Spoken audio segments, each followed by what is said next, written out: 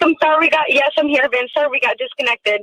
Oh, no, not a problem. We're going to take another call right now from Jessica from Georgia. Jessica, did you have a hello. Did you have a story to tell or a question to ask? It's kind of a short story and a question to ask of an action that they did. So I've been dealing with defects since November, December, until January of 2020 to 2021. It was first on Truancy. All my children, all four of them, were on digital learning. And the digital learning with the laptops. We had started out the first semester with only one laptop, and then we ended up getting a second one from the school. During this time, I didn't have no notifications coming through email of any missed days or anything like that. So when the caseworker got involved, I let her know that there's a situation that was taking the kids into the doctor.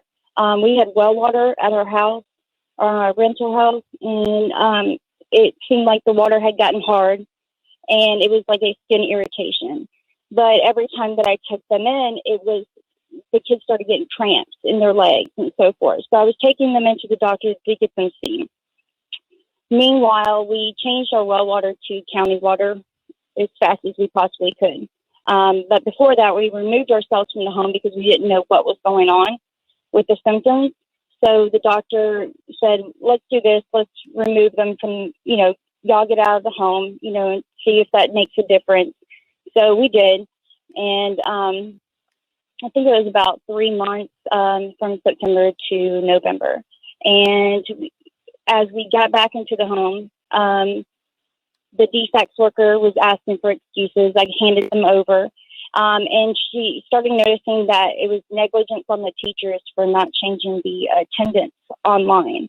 There was a lot of days that the system was down, and there were kids that were not able to get on those days. And so the teachers were neglecting to put that in there. So as concerning the attendance, and to that point, we had everything covered. And the symptoms for the kids started subsiding. They were getting better and so forth. As this goes on, I had another caseworker that came out on February of 2021. And she was telling me that she was there for truancy. I said, well, what days are you talking about? And she couldn't give me all the days that she was talking about. I said I was follow up with the school. Right away, she started asking me for a drug test. Of course, I refused the drug test. I felt like if she was there for truancy, that there was no need for a drug test. But I did sign for medical release of any medical notes or anything like that.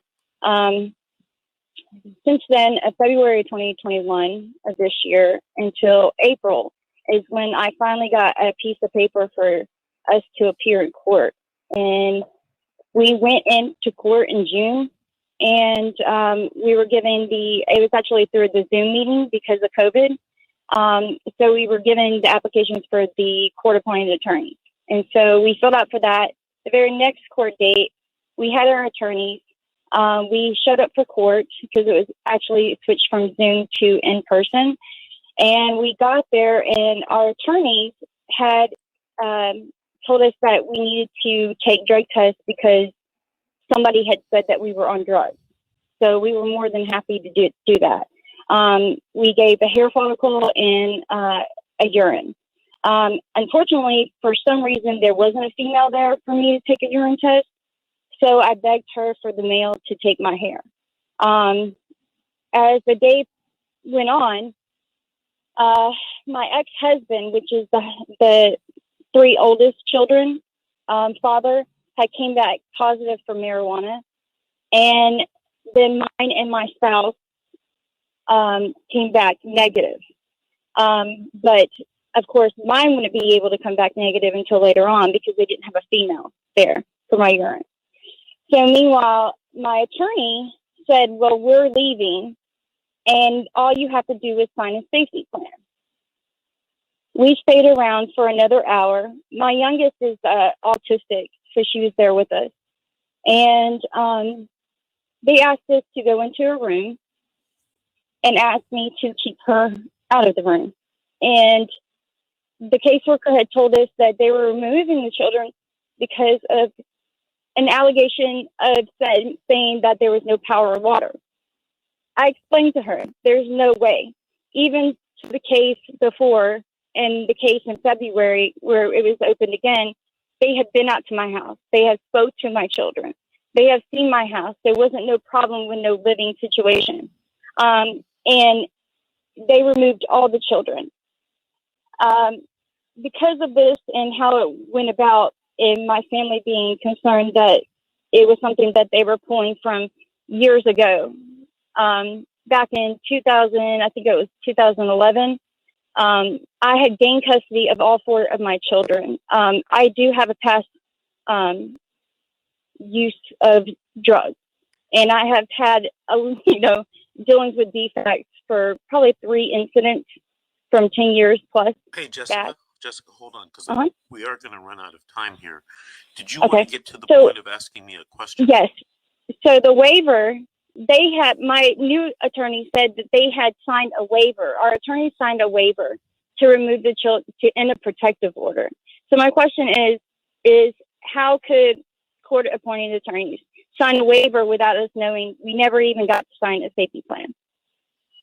Okay, the safety plan, I think, is, I don't know how what the statutes actually say in Georgia, but if you were in California, those 2 things aren't related to one another. They can be related, but it's not necessary for them to be related. So the fact that you didn't have a safety plan would be a non-issue. Now, the waiver, I don't know. I mean, I would suspect I know in California we couldn't do that unless we talked to you and got your permission. I would guess that it was the same thing in Georgia, but I don't know that it is. But are you telling me your children are not with you right now? Right, they're not with me. When is your trial? We have already been to adjudication.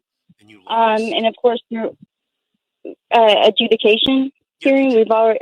Did you lose it or did you win it? No, there was more allegations that came up.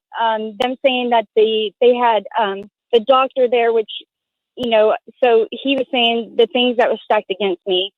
Like people saying things. Did you have a trial or did you plead no contest? I basically chose to play a team member with defects, and so I have not been in front of the judge yet. 1 minute.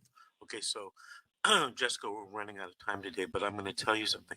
That may have been a mistake. I don't know for sure because I wasn't there. I don't know all the facts and circumstances, and it's easy for me to play Monday morning quarterback. But I would definitely sit down with my attorney, maybe ask him to go over it